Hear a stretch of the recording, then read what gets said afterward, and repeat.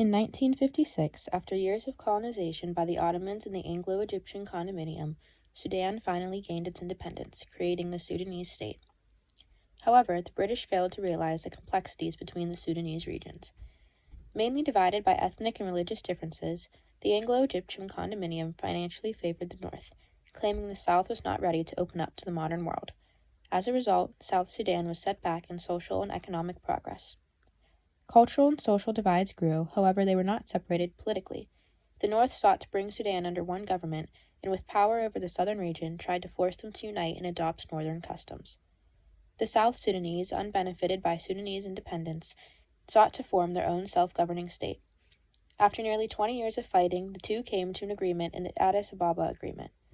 This document declared some regions of Sudan as autonomous, and outlined what the South Sudanese governing body, the People's National Assembly, did and did not have jurisdiction over. However, the agreement was broken time and time again by the North. When in 1983, former Sudanese President Nimeri imposed Islamic law on the mostly Christian South, it marked a tipping point in the relationship between the regions. Viewing this as a violation of the treaty, the Southern People's Liberation Army was formed, and another 22-year-long war began. Finally, in 2005, the two countries signed the Comprehensive Peace Agreement, declaring South Sudan a sovereign region. South Sudan was officially recognized as an independent nation in July of 2011. However, the treaty did not address underlying issues. In 2011, President Salva Kiir took office.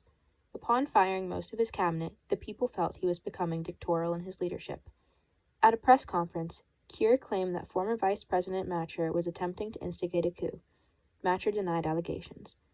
Tensions between the two and their followers grew in large part due to the ethnic differences involved. Kiir was Dinka and Machar Nuer, the two largest ethnic groups in South Sudan. When a Nuer commander killed his Dinka deputy, what was assumed to be an armory break-in, the ethnic tensions exacerbated. Over the coming months, hundreds of Nuer individuals were killed on the basis of being Nuer. This was known as the Juba Nuer Massacre. An already poor economy named one of the most corrupt in the world, South Sudan's oil-rich soil was one of its main sources of income.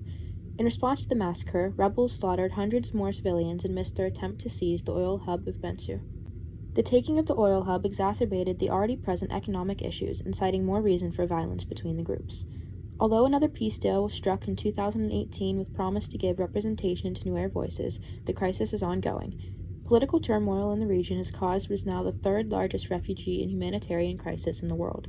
Conditions first brought on by the British nearly 70 years earlier, civil war left these issues unresolved, and the conflict only worsened them. Poverty, famine, and sexual violence have all but overtaken South Sudan, with hundreds of thousands dead and hundreds more thousands displaced. Over the lasting conflict, the country has seen great massacre and gender and ethnic-based violence. The citizens are also met with poor living conditions, including starvation, one reason so many individuals currently seek to leave. Others have been pushed out by force. Recently, a report was released by the Global Rights Compliance stating that this violence against citizens is a violation of humanitarian law. It also classifies crimes of starvation against the South Sudanese people as weapons of war. The Global Rights Compliance report recognizes that the risk to human life and famine has never been higher in South Sudan, and that perpetrators of this violence should be brought to justice.